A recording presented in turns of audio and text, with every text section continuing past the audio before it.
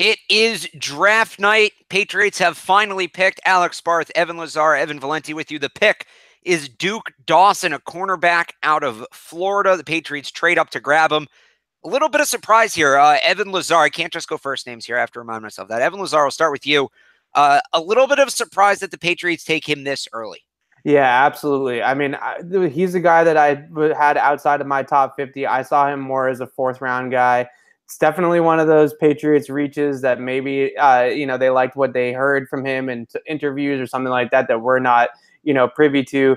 He can play in the slot. He had a really good game against Texas A&M, against Christian Kirk. If you want to go check that game out and kind of get excited about him, he's a little bit smaller, but I do like his pattern matching skills and his man coverage skills, which I'm assuming is where they're going with this pick. And he's got a little bit of nastiness to his game too. But overall, I mean, taking him over a guy like an Isaiah Oliver or Justin Reed or Ronnie Harrison is definitely a surprise to me.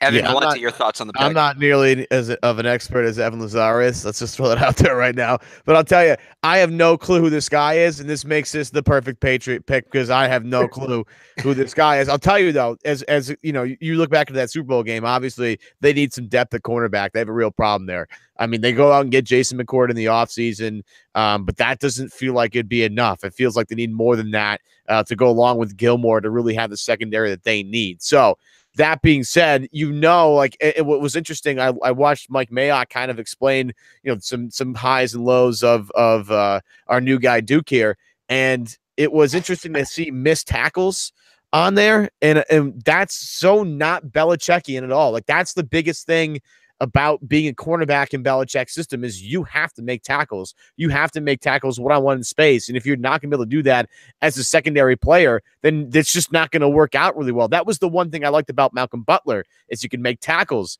in the open field. The same with Stephon Gilmore. And if this guy, Duke Dawson, who again, I've never heard of before, isn't going to make plays in the open field, then this is a bad pick. I'm just going to say that right now.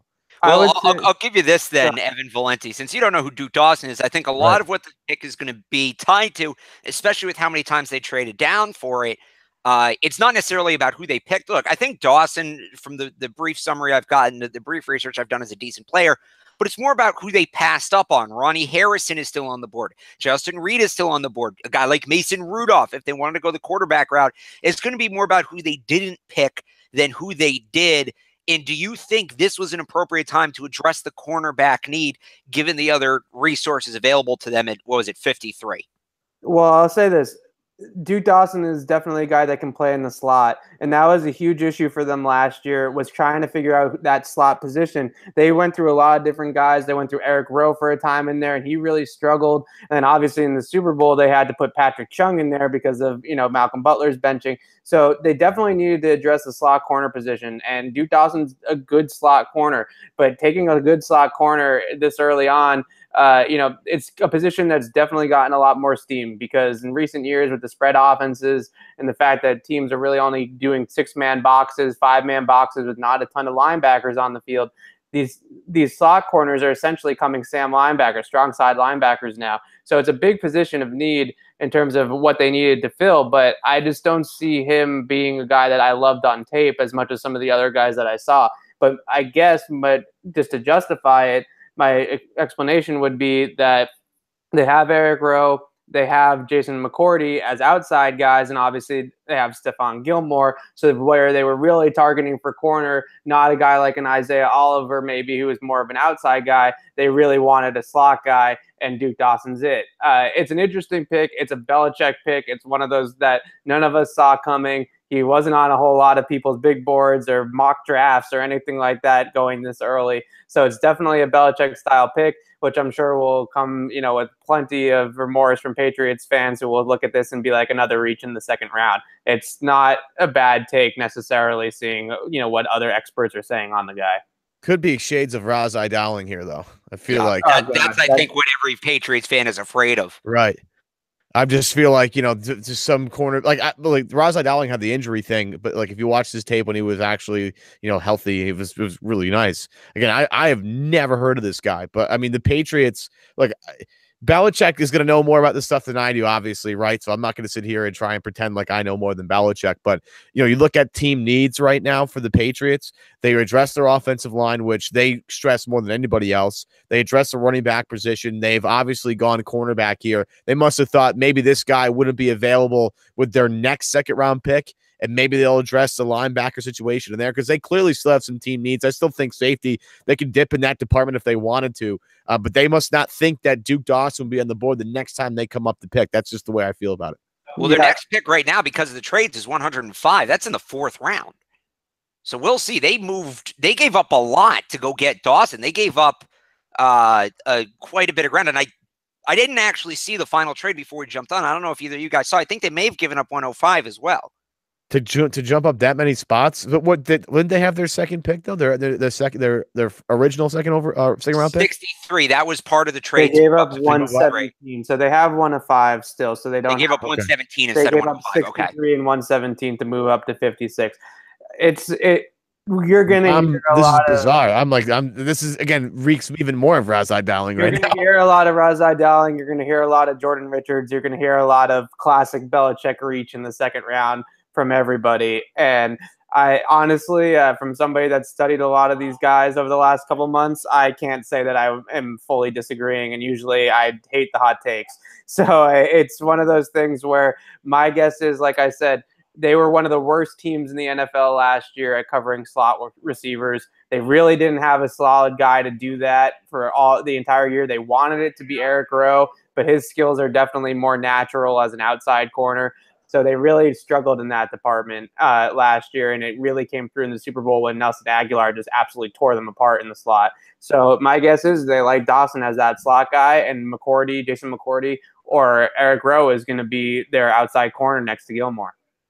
All right, real quick, guys, before we wrap this up, this all started with the 43rd pick, which they traded out of. That was the pick they got for Jimmy Garoppolo. The talk on Twitter, and we will address it.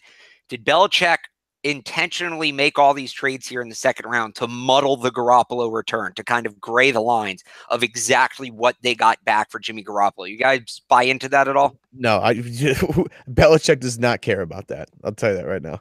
I don't know if I believe that, but I definitely believe that he thought to himself, I can turn that Jimmy Garoppolo pick into 3 players. So I think that one thing that you have to remember with Belichick is he realizes that the draft is a crapshoot. Like, past a certain point, like, we don't know some of these guys. We are just projecting a lot of these guys, especially second round, third round, fourth round guys. Like, the chance that these guys are going to become stars is like 50-50 at best. So if you give yourself the best, most bites at the apple here and allow yourself to spread out a couple of picks. So yeah, they took Duke Dawson maybe a little bit early. Maybe they go and they get more of a solid guy like a Josie Jewell or something like that, who's, proven and already solidified in himself later on in the draft.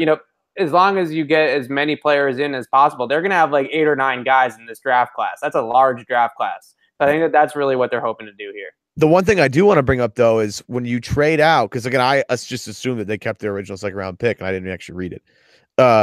What does this do about the quarterback position then? Because they're not going to be traded. They're not going to. When's their next pick? 100 and something? 105. And then the next one after that, I believe, is in the 130s. So think about that quarterback position and what might be happening here. Like, there's been some talk about who they might like, who they don't like. Some names are come off the board by then. And I wonder if New England's might go in that run at some point of guys that, we've obviously talked about Kyle Aletta a lot. Mike White's still going to be on the board. Logan Woodside, who I think Mike Giardi likes a lot, is still going to be on the board at that point. So, that's a position that you have to think about now that they're going to have a big wait between now and the next time that they pick.